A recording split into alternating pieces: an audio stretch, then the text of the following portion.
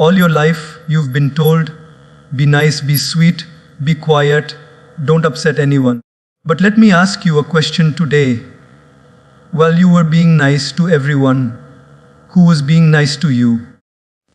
While you were carrying the burden of pleasing the world, who was carrying the burden of your happiness? My dear friends, being kind is divine, but being a doormat is not. God never created us to shrink ourselves just so others can shine. He gave us a soul filled with dignity, strength, and wisdom. And when you stop being just the nice girl and start being the real you, everything begins to change. Today, let's discover how to rise with respect, how to honor your own worth, and how to walk with the strength that the divine has already placed within you. Kindness is often mistaken for weakness, but in truth, it is one of the greatest strengths God has blessed us with. To be kind in a world that can be cruel, to smile when life feels heavy, to extend a hand when your own arms are tired, that is not weakness, that is strength clothed in gentleness. But here lies the confusion. Many people assume that being kind means allowing others to walk over you, to misuse your patience, to silence your voice. And this is where the journey of understanding begins. Real kindness is not about diminishing yourself, it is about rising with dignity while still choosing compassion. Think about a candle. When it burns, it gives light to everyone around, but the candle never apologizes for glowing. The candle does not allow the wind to blow it out without a fight. It bends, but it does not surrender its flame so easily. That is how kindness must be in our lives. You can shine for others, but you must also protect your flame.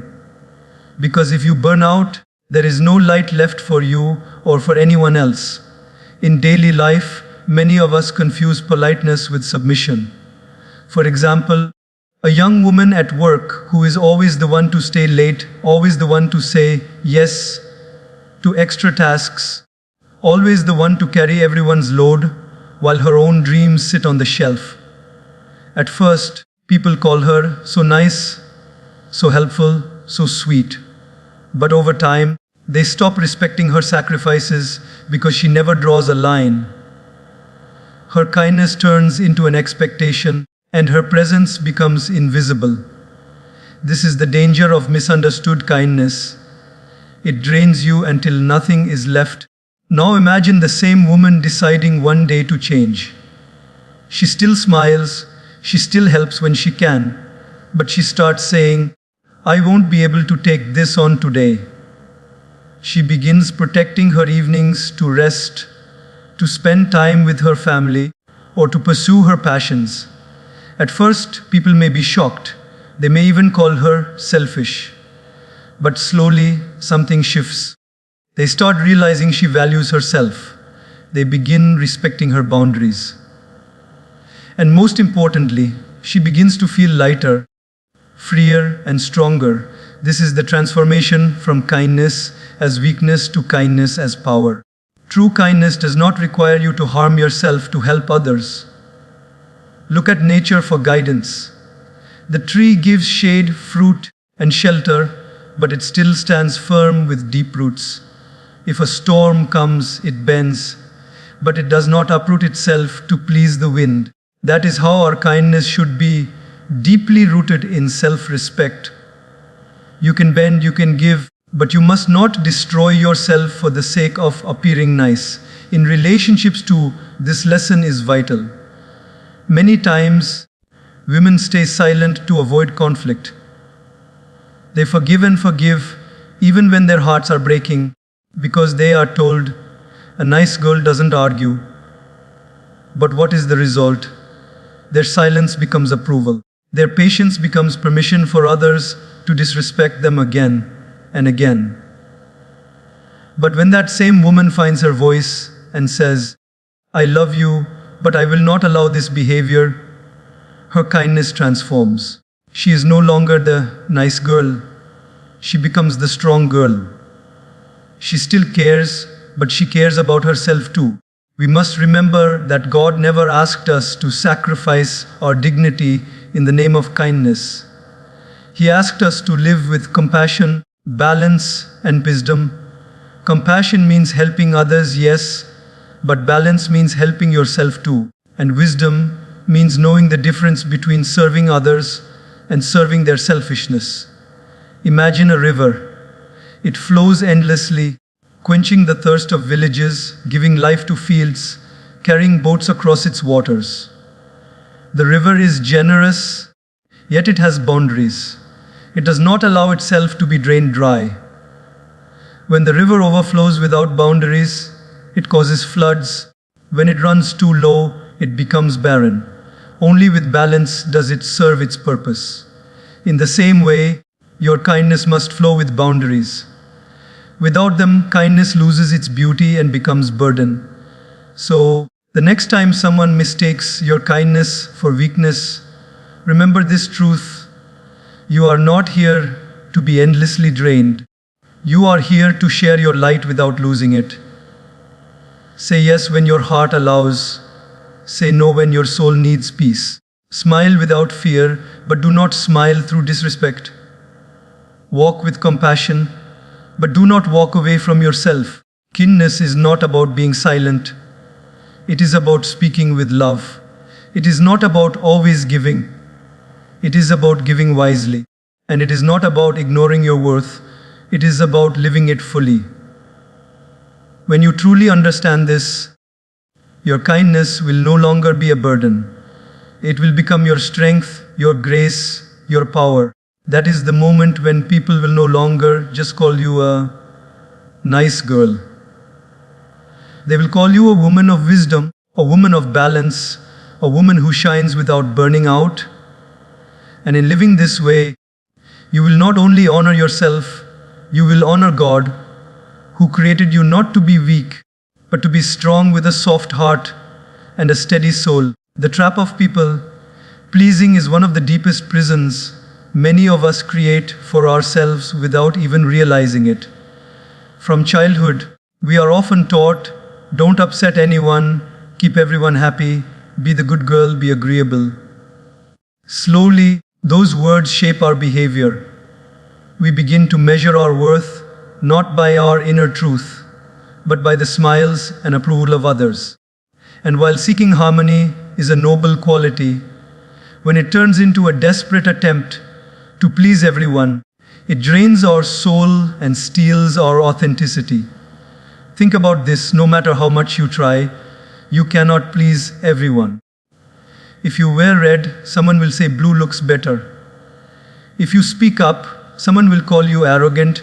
If you stay quiet, someone will call you weak. If you sacrifice, they will take more. If you stop sacrificing, they will accuse you of being selfish.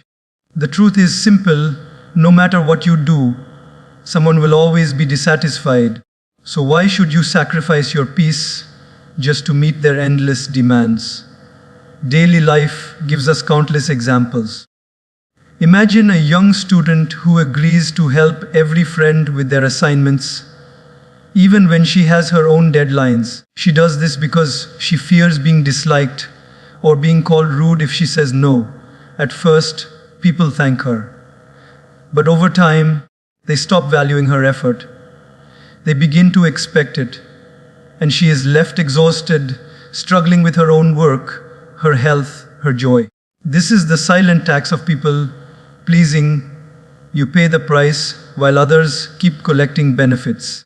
Or consider a woman in her family who is always the one to compromise. She eats last after serving everyone. She gives up her dreams to keep peace in the house. She says yes, even when her heart says no.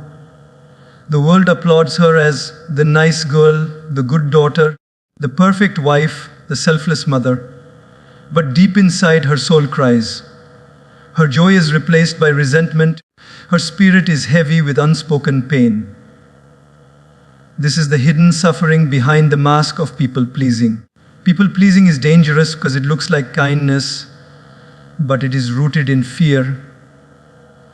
fear of rejection, fear of being unloved, fear of being alone. But can love built on fear ever be real? If people only like you because you always say yes, do they love you, or do they just love your compliance? This is a hard question, but it is one that liberates you when you answer it honestly. Look at nature. It never tries to please anyone. The sun does not rise late because someone wanted to sleep longer. The rain does not stop because someone's wedding is outside. The tree does not shrink because someone thinks it is too tall. Nature serves with balance, but it does not bend its laws for approval. In the same way, we must learn to live with integrity, not dependency on other people's acceptance. When you stop people pleasing, something amazing happens. The people who truly value you remain, and those who only wanted to use you fade away.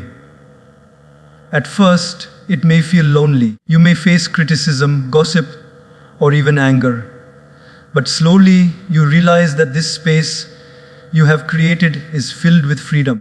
Freedom to rest, freedom to dream, freedom to live in alignment with your values. The divine did not send you here to be everyone's servant.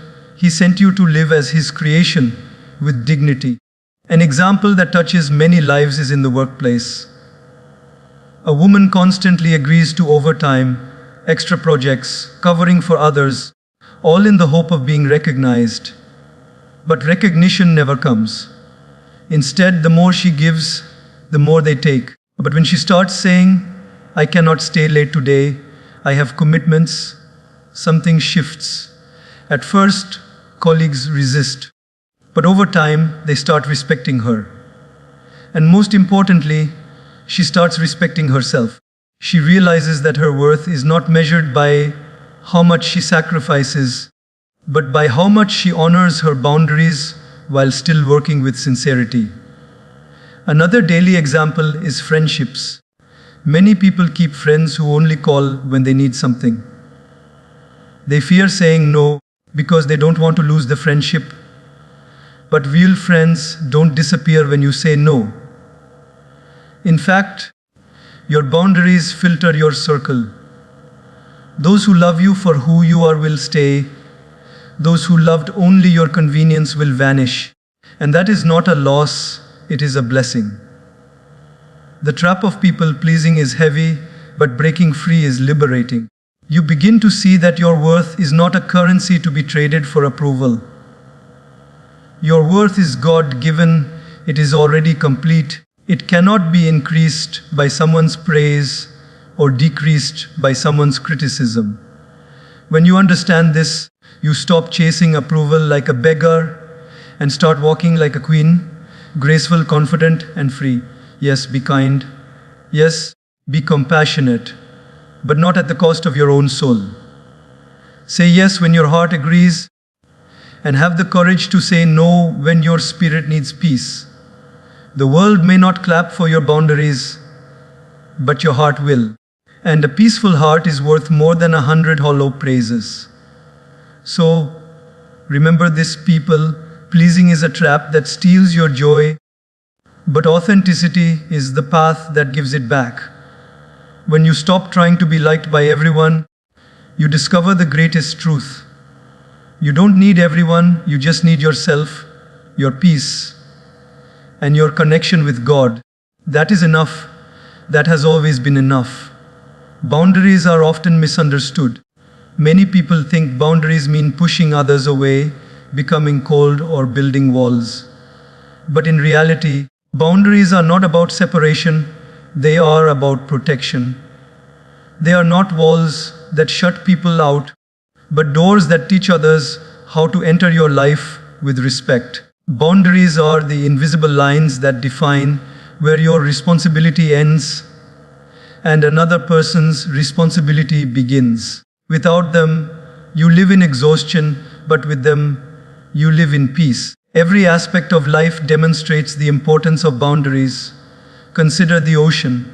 It is vast, powerful, and beautiful, but if it did not have a shoreline to contain it, it would overflow and drawn everything in its path. The shore does not weaken the ocean, it gives the ocean shape and purpose.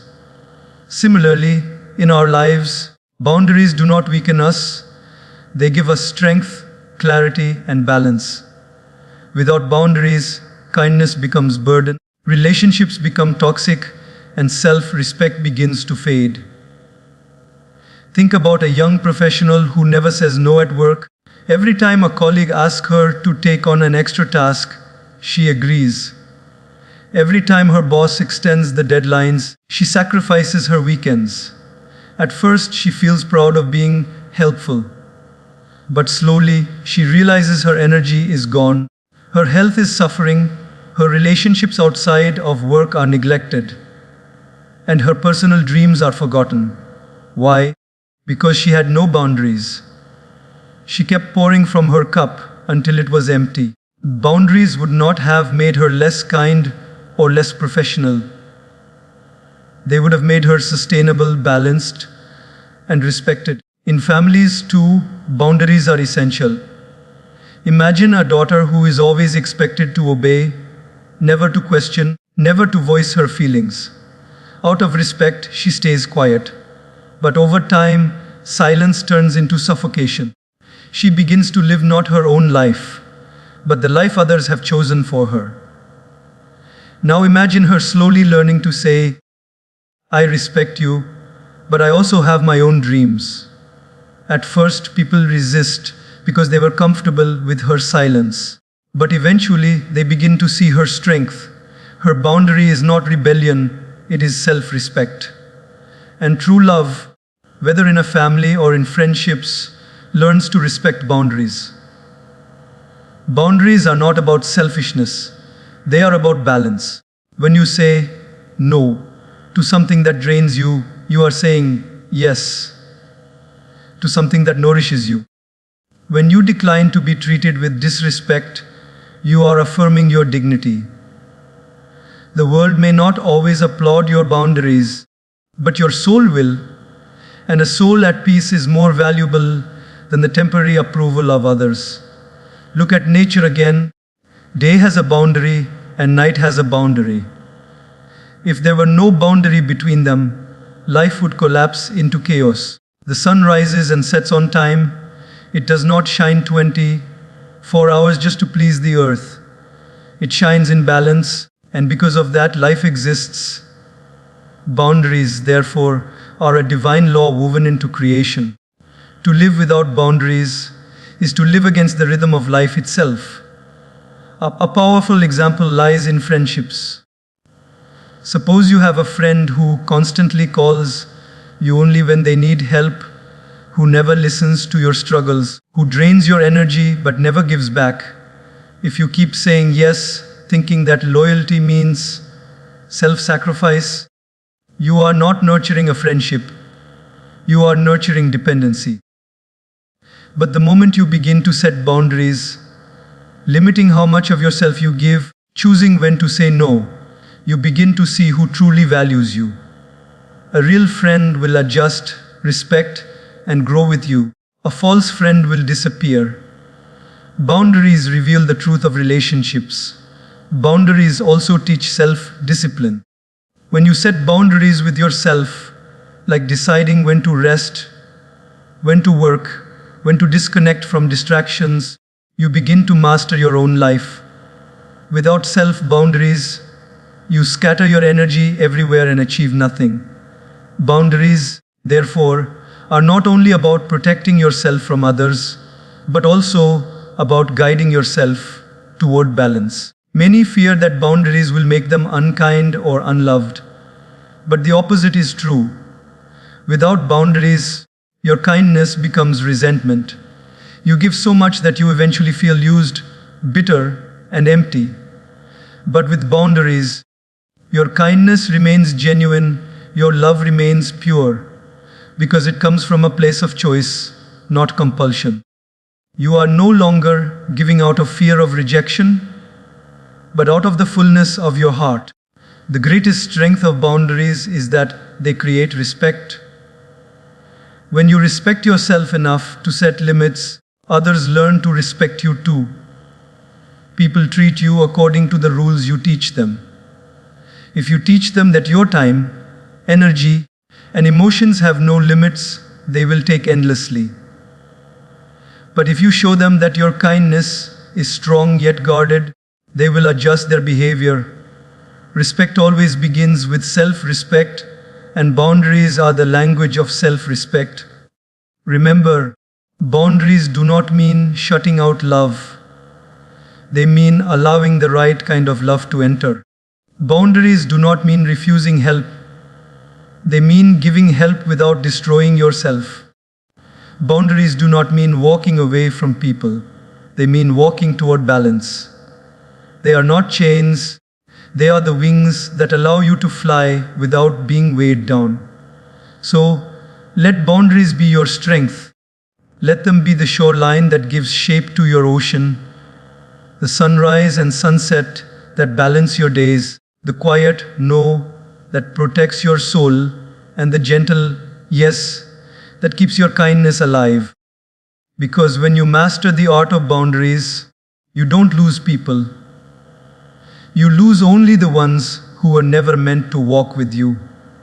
And in that space, you gain yourself, your peace, and your connection with the divine, who always intended for you to live with dignity, not depletion. So many of us live our lives apologizing for simply being who we are. We shrink ourselves to fit into boxes society has created.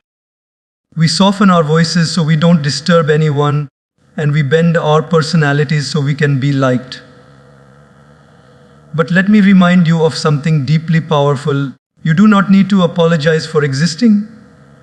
You were created by God with intention, with purpose, and with uniqueness that no one else in this world can ever replace. To apologize for existing is to apologize for God's creation, and that is something we must never do. Think about how often you say sorry when you really don't need to. You say sorry for speaking your mind. You say sorry for being too emotional. You say sorry for taking space. You say sorry for asking questions. Sometimes you even say sorry for other people's mistakes just to keep peace. This constant apology becomes a habit, and soon you begin to believe that your very presence is a burden. That is the silent poison of unnecessary apologies. It convinces you that you are too much, when in reality, you are exactly enough. Let's take an everyday example. A young woman in a meeting shares her idea, and immediately she begins with, "Sorry, maybe this isn't important, but do you see what happened?" Even before she allowed her truth to be heard, she minimized it. She apologized for daring to take space in the room. Over time, this habit chips away at confidence until she believes her ideas are never good enough. But imagine her standing with her head held high and saying, "I have something valuable to share." No apology, no shrinking, just truth. That small shift is powerful. It tells the world, "I belong here and my voice matters." Or consider relationships. Many women find themselves apologizing constantly, even when they've done nothing wrong. They say sorry for being tired, sorry for needing time, sorry for wanting respect. Sometimes they even say sorry when others mistreat them, as if their existence somehow provoked the wrong. But why must your dignity be accompanied by an apology? True love, true friendship, true respect does not demand that you erase yourself. It welcomes you fully as you are. We must learn from nature. Does the sun apologize for shining too brightly? No, it rises with confidence, giving warmth and light without shrinking. Does the ocean apologize for being too deep? No, it simply exists in its vastness, powerful and unapologetic. Does a flower say sorry for blooming and spreading fragrance? No, it blooms because blooming is its purpose. In the same way, you were not created to shrink and apologize for being alive. You were created to express the fullness of your soul. Sometimes, people will label you for being confident, They may say you are too much, or too loud, or too proud, but often those words come from those who benefit when you stay small. They feel more comfortable when you are apologetic, when you silence yourself, when you carry guilt that doesn't belong to you. But you must rise above this. You must understand that your existence is not negotiable. It is not something you need to justify. You are here because the divine wanted you here, and that truth alone is enough. Think about a young girl who loves to paint. Every time she shows her art, she says, "It's not that good, sorry." Slowly, she begins to believe her art is worthless, even though it is beautiful. But the day she decides to stop apologizing, to proudly show her colors, her art begins to inspire others. That is the magic of living unapologetically. When you stop hiding, your light becomes a guide for others. Living without apology is not arrogance. It is not about ignoring mistakes. When you genuinely hurt someone, of course, a sincere apology is a sign of humility. But that is very different from apologizing for existing. The first comes from responsibility, the second comes from insecurity. And we must learn to separate the two. When you stop apologizing unnecessarily, you start walking differently. Your shoulders straighten, your voice becomes clearer, your presence feels stronger. People notice this shift. They begin to respect you, not because you demanded it, but because you stopped begging for it with every sorry. Respect begins with you.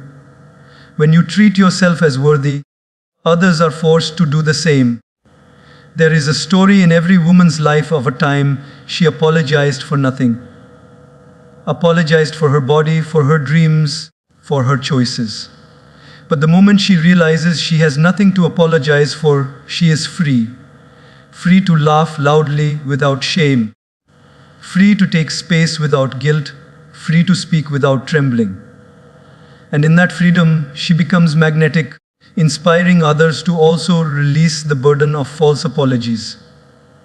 Remember this: you are not too much, and you are not too little. You are not here by accident. You are here by divine design. Apologizing for existing is like asking forgiveness for being exactly who God intended you to be. Instead, honor that design. Stand tall, speak boldly, love deeply, and live authentically. Because when you stop apologizing for existing, you begin to live the life you were always meant to live. So the next time you feel the word sorry slipping from your tongue unnecessarily, pause. Ask yourself, do I truly owe an apology, or am I apologizing for existing? If it is the second, swallow that word, replace it with confidence, and move forward unapologetically. Because the world does not need a smaller version of you. The world needs you whole, strong, radiant, and free.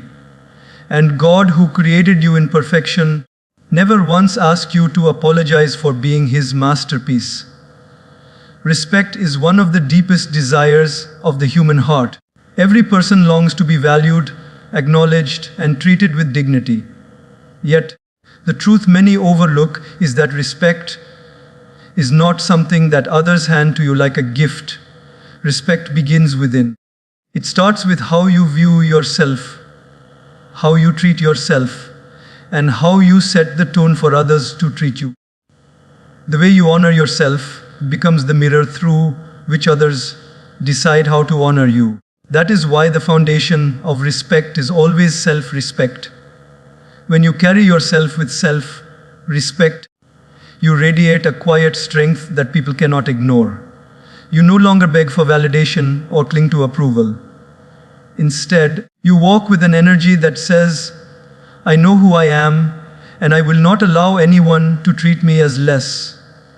This is not arrogance, it is alignment. It is a deep connection to the truth that the divine created you with purpose, and that purpose carries worth that cannot be diminished by anyone's opinion. Daily life gives us countless examples of this. Think of a young woman who is constantly taken for granted by her friends. They call her only when they need something, they dismiss her opinions, and they never consider her feelings. At first, she tolerates it, thinking, if I keep being nice, maybe they'll value me one day. But that day never comes. Why? Because she has not shown them how to respect her. She has allowed their disregard to continue without drawing a line.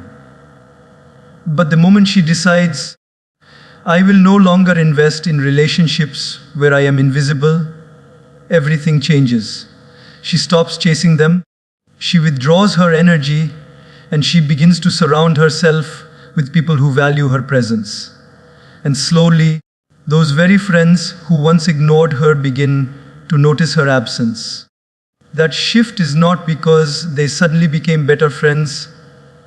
It is because she began respecting herself enough to step back. Self-respect shows up in the smallest choices. When you choose not to laugh at jokes that humiliate you, you teach people you deserve dignity. When you speak calmly but firmly instead of staying silent in the face of disrespect, you teach people that your voice matters. When you choose to walk away from places, people, or habits that dishonor your values, you teach the world that your soul is sacred. These choices build a reputation, not just in the eyes of others, but in the reflection you see in the mirror. Think of a workplace example. Two employees join a company. One never speaks up, accepts every unfair demand, and allows her contributions to be overlooked. The other delivers her work with sincerity, but also speaks with confidence, gives her input, and refuses to let her efforts go unnoticed. Over time, one becomes invisible while the other becomes respected. The difference is not in their skill, it is in their self-respect. People tend to respect those who respect themselves enough to be seen and heard. In families too, this lesson is crucial. Many women sacrifice endlessly, hoping their silence will earn them respect. But silence rarely earns respect. It often earns neglect. A mother who teaches her children self-discipline, not by shouting but by standing firm, is respected. A daughter who honors her parents but also honors her individuality earns respect. Respect is not born from submission. It is born from balance. Too much giving without boundaries creates imbalance, and imbalance always erodes respect. Nature teaches us this as well. The mountain stands tall, unmoving, and the world respects it for its strength. The river flows gracefully, but it does not allow itself to be swallowed by the earth. It carves its own path, and the world respects its persistence. The tree bends with the wind, but does not uproot itself to please the storm. Respect is embedded in the balance of strength and grace, firmness and flexibility. Self-respect is the same. You do not need to be harsh to earn it, but you cannot be endlessly soft either. When you respect yourself, people may not always like you, but they will learn to adjust around you. When you do not respect yourself, people may seem to like you because you are easy to control, but deep down, they will not value you. Respect cannot be begged for, it must be commanded by the energy you embody. Living with self-respect also shifts the way you see rejection. Without self-respect, rejection feels like the end of the world. It makes you question your worth. But with self-respect, rejection becomes redirection. You realize that if someone cannot see your value, it is not your job to shrink yourself to be noticed. Instead, you step aside and wait for spaces, people, and opportunities that align with your worth. This is not just about others, it is about you. When you respect yourself, you treat your body with care, you guard your mind against negativity, and you feed your soul with wisdom and truth. You no longer tolerate disrespect from yourself either, whether it comes in the form of self doubt, destructive habits, or negative self talk. Respect begins in your thoughts, expands into your choices, and radiates through your presence. Imagine waking up each day with a sense of dignity. You dress not to impress but to express your confidence. You speak not to seek approval but to share truth. You walk into a room not with fear but with the awareness that you belong because God placed you here. That is what self-respect feels like. It is freedom, it is strength, it is peace. And from that place, others cannot help but respect you too. So remember this always. The world does not decide your worth, you do. If you treat yourself as valuable, others will follow your example. If you treat yourself as replaceable, others will too. Respect is not given, it is mirrored. And the first reflection begins in you. Never apologize for demanding respect. Never shrink so that others feel tall. Never trade your dignity for approval.